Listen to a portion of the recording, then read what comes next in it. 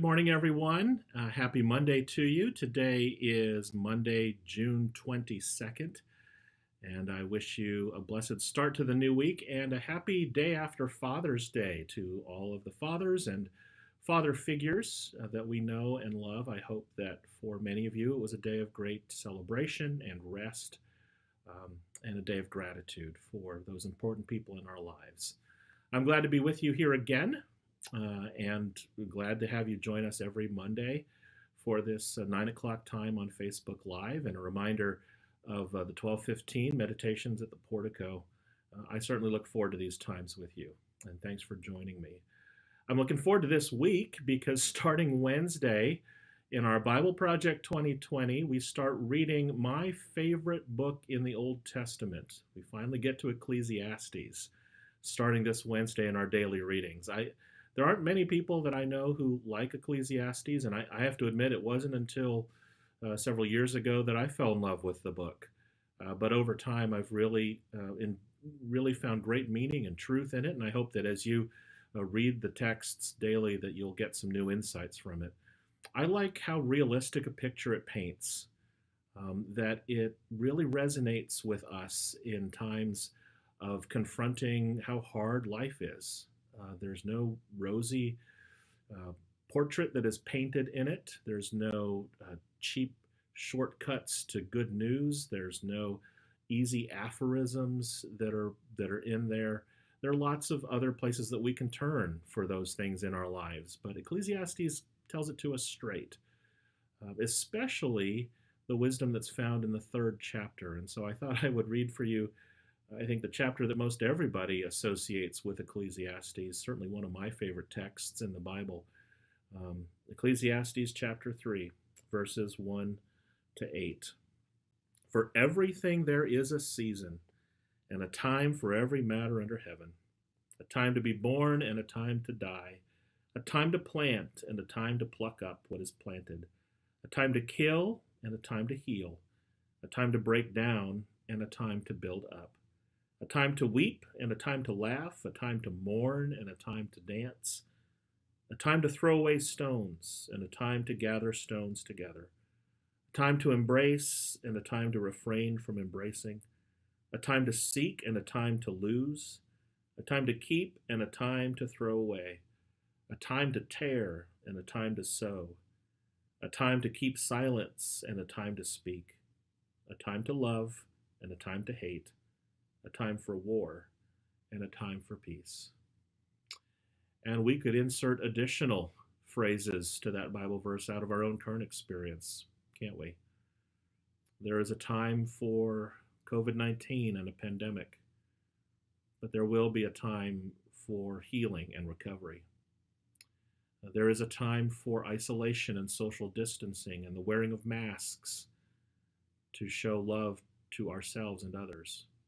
But there will be a time when we will reconvene in gatherings and rejoice and celebrate. There is a time of mourning and acknowledging our racial injustice and our own racial prejudice within ourselves. But there's also a time of being part of the solution and acting and speaking out. There's a time of prayer. There's a time of action. There's a time of confession. And there's a time of being part of the solution. What this is a reminder of to me is that time in its essence is circular, that nothing is permanent. As I said at the beginning of this pandemic, all of this is temporary. And we can look forward to the fact that God's grace will lead us to better times and brighter times, and that we get to participate in that, in creating a new world and a new time. But as much as time is circular, it's also in a way linear when you think about it, because we get to learn from the past and we get to adapt in the present moment so that what happens in the future can be something new and something beautiful, and that we can move forward in that way. So I'm looking forward to preaching Ecclesiastes this Sunday and reflecting some more on it with you. There's just so much that I'd like to unpack with you from these texts. But I wanted to also offer this background story on a song that I'm sure you're aware of, that's based on Ecclesiastes 3, by the great American folk singer Pete Seeger and the band called the Byrds, who popularized this song. I came across the backstory behind the song "Turn, Turn, Turn" in a book that Pete wrote back in 2003 called "Turn, Turn, Turn," and he goes into the background of where that song came from. He wrote, "How was this song put together? Around 1961, I got a letter from my publisher, Howard Richmond, saying, 'Pete, I love these protest songs you keep writing, but can't you write another song like Goodnight Irene?' I was a little angry and sat down at a reel to reel tape recorder and spoke into the mic.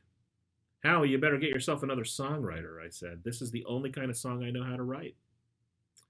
So I pulled a piece of paper out of my pocket on which I'd copied words from the Bible a few days before and started improvising an irregular melody for them.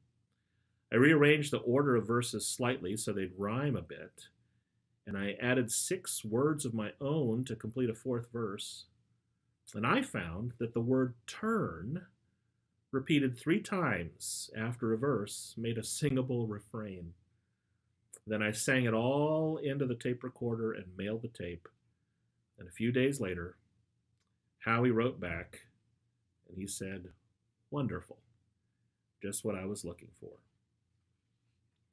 So I hope that these texts are what we're looking for in these days, a reminder that nothing is permanent, all of this is temporary, and that as we participate in the movement of God in our lives and in the world, we can create a future that is better than today. That to everything there is a season, and that with God and God's Spirit, we can turn, turn, turn.